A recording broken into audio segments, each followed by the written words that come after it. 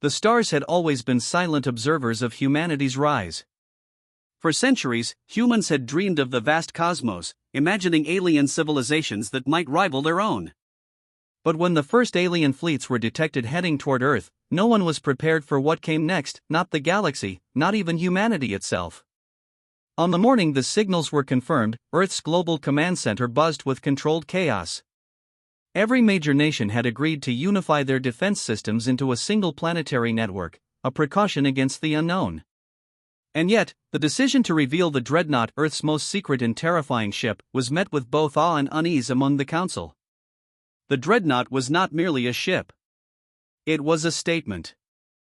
3 kilometers of polished steel, bristling with weaponry that could annihilate entire fleets, cloaked in technologies that even humanity itself barely understood. Its engines emitted a low, resonant hum that could be felt in the bones of anyone nearby. It was designed not just for war, but for presence, psychological warfare before the first shot was ever fired. The alien fleet appeared on sensors at first as tiny blips, distant and almost insignificant. But within hours, they materialized into a formation of hundreds of ships, each larger and more imposing than anything Earth had encountered. The aliens' approach was deliberate, organized, and unnervingly calm. They had traveled light years to initiate first contact, yet they would find themselves staring down a force they had not anticipated. As the Dreadnought broke through Earth's atmosphere, the alien envoys began to communicate through standard galactic channels. They sent messages of peace, assurances of diplomacy, and protocols that civilizations had followed for millennia when initiating contact. But when the first visual transmission reached the alien fleet, it caused something unexpected: a silence, a pause, a ripple of hesitation among their ranks. The Dreadnought appeared not just as a ship, but as a colossus of humanity's ambition. Its hull reflected the distant starlight in jagged patterns, almost like a predator observing its prey. Alien sensors, advanced as they were, struggled to interpret its scale, its weaponry, its very existence. It was as if they were staring at a creature from myth, one that should not have existed. Humanity's representative, Commander Ilara Voss, stood on the bridge of the Dreadnought, her hands lightly resting on the holographic interface. She was calm, composed, aware that every move was being scrutinized by the entire galaxy. "Maintain position," she ordered, her voice steady. "Let them see. Let them understand." Moments later, the aliens attempted communication again. They requested to open negotiations, hoping to diffuse any tension. Holographic projections of alien leaders appeared above their command ships, gestures fluid and intentionally non-threatening. Yet, even as they spoke, the Dreadnought executed subtle maneuvers that emphasized its size, its reach, its absolute dominance. What followed was unprecedented. The negotiations collapsed, not due to hostility, but due to sheer, unadulterated fear. The aliens had never encountered a force so overwhelmingly powerful that words alone seemed inadequate. Every attempted dialogue was punctuated by silence, broken only by the low rumble of the Dreadnought's engines and the faint glint of its weapons systems rotating into observation. Reports from alien scouts later described a strange phenomenon. Some of their fleets attempted to respond with traditional displays of power, but their sensors failed to record any coherent signal from the Dreadnought. It was as though the ship existed simultaneously in multiple states, too massive and too advanced to fully comprehend. The ambassador's messages of diplomacy, reason, and negotiation were drowned out by the unspoken language of dominance. Commander Voss watched carefully, noting every reaction, every hesitation. The alien delegates had expected words, perhaps even threats, but they were unprepared for a silent, unmoving force that radiated authority without uttering a single sound. The Dreadnought was not merely a ship, it was a declaration that humanity had arrived, and it would no longer be ignored or underestimated. As hours passed, the alien envoys began to withdraw. They had no desire to engage in war, they had simply miscalculated the stakes. The Dreadnought had shattered the carefully laid plans of negotiation, proving that humanity's power was beyond imagination. Messages of retreat, apologies, and requests to reschedule talks flooded their communications, but the Dreadnought remained in orbit, silent, commanding, unyielding. Back on Earth, the news sent shockwaves through governments and civilians alike. For decades, humans had prepared for threats from beyond the stars, but none had imagined that the first contact would end with negotiation utterly destroyed, not by violence, but by presence. Analysts called it a victory of perception over diplomacy, a triumph of the human spirit cloaked in steel and energy. Yet the story was far from over. Across the galaxy, other species took note. Fleets diverted their courses, emissaries hesitated in their travels, and whispers of Earth's dreadnought spread like wildfire. Humanity had carved a reputation in a single day, one that would endure for generations. The galaxy had learned an unforgettable lesson: underestimate humans at your peril. Commander Voss, alone on the bridge after the alien ships vanished, allowed herself a small, almost imperceptible smile. "First contact," she whispered, "and they already fear us." The dreadnought hummed in agreement, its lights reflecting off the bridge like a constellation of silent stars. Humanity had not fired a single shot, yet it had reshaped the balance of power among civilizations, announcing to the universe that a new era had begun, an era defined by the unstoppable presence of humanity. The stars above were silent again, but this time, they were watching. And they would never look at humanity the same way again. The galaxy had its own rhythm, a careful balance of diplomacy, protocol, and centuries-old treaties. When Earth finally revealed itself as a rising power, other civilizations were cautiously intrigued. They expected cautious intelligence, perhaps timid negotiations, a fledgling species fumbling with alien etiquette. They were wrong. Humanity did not send diplomats, and it did not send a small fleet. It sent the Dreadnought, a warship so colossal and meticulously engineered that it seemed less a vessel and more a moving fortress of inevitability. Its presence in the orbit of the Galactic Council's meeting sector immediately disrupted centuries of interstellar decorum. The lights of its massive hull reflected in alien eyes as a silent announcement: humanity would not be underestimated. The Council had convened in the floating orbital citadel of Viron 4, a neutral hub where species from all corners of the galaxy gathered for negotiation. Ambassadors sat around the circular chamber, their elongated forms and shimmering armor a testament to diversity, and their eyes, or equivalents, darted nervously toward the observation viewport. "Are they serious?" hissed one delegate from the crystalline planet Varen. Its voice, harmonic and multi-toned, vibrated through the council chamber. "They send that monster instead of ambassadors?" The human representative aboard the Dreadnought, Commander Ilara Voss, monitored the council through real-time holographic feeds. She stood rigid, observing their unease, fully aware that her silent posture was already speaking volumes. "They expected words," she murmured. "They will remember our presence before they ever hear our message." The aliens, undeterred by appearances at first, initiated the ceremonial opening of negotiations. Holographic projections of alien leaders shimmered above the council floor, gesturing in elaborate forms that were meant to convey peace, respect, and patience. Each movement had been honed for centuries to reduce misunderstanding. Yet the Dreadnought's presence overshadowed every projection, making even the grandest gestures appear insignificant, almost pathetic. The first signs of panic began quietly. Sensors within the Dreadnought recorded anomalous readings, neural discharges, rapid heartbeat equivalents, and subtle fluctuations in the alien biofields. The delegates were trying to appear calm, but every flicker, every tremor of the projections, betrayed a fear they could not contain. Humanity's silence, the ship's unyielding size, its barely perceptible hum, it was communicating a language the Council had never encountered before: absolute dominance without aggression. As the ambassador from Zephyr Prime, a planet famed for its centuries of negotiation mastery, attempted to speak, his voice faltered. His hands, usually precise and commanding, trembled as if the air itself resisted their motion. "We welcome you, humans," he stammered. "We hope to."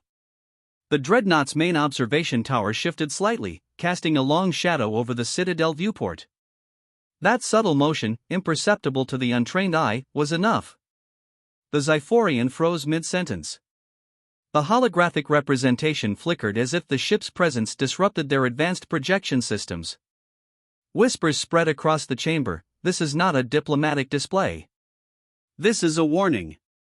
Within minutes, chaos erupted. Delegates attempted to regain composure, issuing protocol signals to calm their peers. But the signals bounced back as distorted interference. The Dreadnought's stealth and shielding technologies unintentionally disrupted the Council's communication arrays. Panic cascaded. Some ambassadors demanded emergency evacuation. Others tried to issue orders to their fleets, but the mere sight of humanity's monstrous warship froze their crews into indecision. Attempts at dialogue escalated the problem. A Varan envoy, desperate to assert control, activated a series of communication protocols meant to enforce cooperation. But the Dreadnought responded with no words, no threats, only a slow rotation of its massive hull, scanning, observing, and projecting the quiet certainty of a predator at ease. The alien systems interpreted it as a direct challenge, a refusal to comply. Nervous energy turned into outright terror. Then, an accident. A small, inexperienced scout vessel mistook a routine defensive maneuver by the Dreadnought for aggression. It fired a warning shot. The Council's chamber erupted into chaos. Holograms flickered, alarms screamed, and delegates shouted in alien tongues, each trying to assert control over a situation already spiraling beyond comprehension. But humanity remained calm. Commander Voss moved deliberately, issuing commands to stabilize the Dreadnought's orientation and communication arrays. Not a single weapon was fired. Yet the Council interpreted her measured, composed behavior as unyielding dominance. Slowly, one by one, delegates began to withdraw, some covertly, some openly, signaling the collapse of the entire negotiation. Outside the viewport, fleets began to retreat, not because they feared retaliation, but because the very presence of the Dreadnought had redefined the rules of engagement. The galaxy had assumed that diplomacy required words, gestures, and mutual understanding. Humanity had shown that sheer presence, precision, and confidence could override centuries of protocol. As the alien fleets disappeared into hyperspace, the Council chamber fell silent. Only the hum of communication systems and the residual tremors of panic remained. They did not speak, murmured a Varan delegate. They did not fire a single shot, and yet, the words hung unfinished. Commander Voss stood alone on the Dreadnought's bridge, observing the now empty sector. She allowed herself a small smile, knowing the galaxy had learned an unforgettable lesson. Humanity had not resorted to violence, it had relied on something far more powerful, the undeniable projection of strength and certainty. The collapse of diplomacy sent shockwaves throughout the stars. Fleets altered their courses, mercantile guilds reconsidered trade routes, and spies from countless civilizations sent frantic reports back to their homeworlds. Humanity was no longer an emerging species to be studied or underestimated. It was a force, defined not by war, but by the fear and respect it could command through presence alone. On Earth, celebrations were muted but proud. Analysts debated the ramifications for years, writing treatises on what had happened. The Dreadnought had not just disrupted a meeting, it had rewritten the rules of first contact.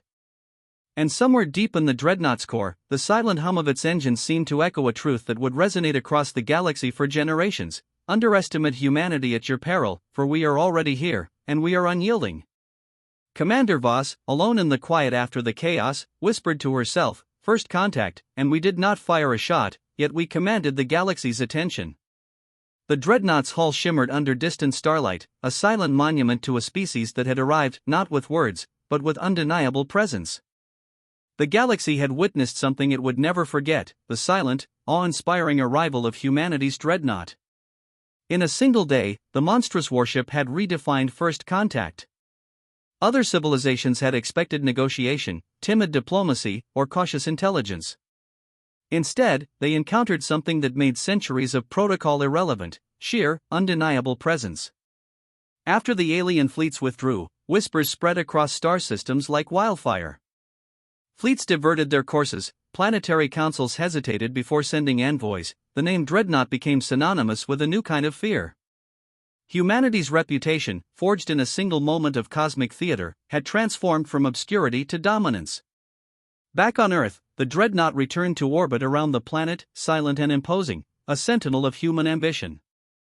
Commander Ilara Voss observed the reports coming in from across the galaxy: fleets rerouted, trade agreements paused, diplomatic envoys reconsidering their missions. Humanity had not fired a shot, yet it had reshaped the balance of power across multiple sectors. The strategic implications were immediate. Earth's leaders convened to decide the next phase of action. "We have bought time and respect," said Admiral Kai Renner, standing before a global council. "Now, we must decide how to leverage it." The galaxy has seen our strength, now we shape what comes next. Scientists and engineers on Earth were already analyzing every aspect of the Dreadnought's performance during the first contact. Its stealth capabilities, energy projection systems, and psychological impact on alien sensors became case studies. Military strategists realized that the ship was more than a weapon, it was a deterrent, a statement, a tool of influence. Meanwhile, other species observed from afar, curious and wary. Some sought to understand the technology behind the Dreadnought. Others debated how to respond without provoking a conflict that no one was certain they could win.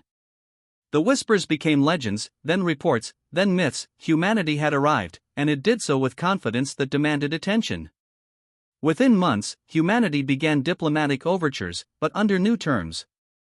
No longer was Earth considered a backwater planet to be studied or ignored. Instead, its representatives were courted, sought after, and sometimes feared. Alliances shifted, trade negotiations became cautious, and the mere presence of a dreadnought in orbit during any negotiation was enough to tilt discussions in humanity's favor. Yet the legacy of the dreadnought was not merely strategic, it was cultural. Across human colonies in orbit, stories spread of how the first contact had unfolded. Children were taught that humanity's strength lay not only in firepower but in presence, poise, and the ability to command respect without aggression. The dreadnought became a symbol, a monument in orbit, reminding all who saw it that humanity had arrived and would no longer be ignored. Not all reactions were peaceful. Some alien factions plotted in secret, determined to challenge humanity's sudden dominance.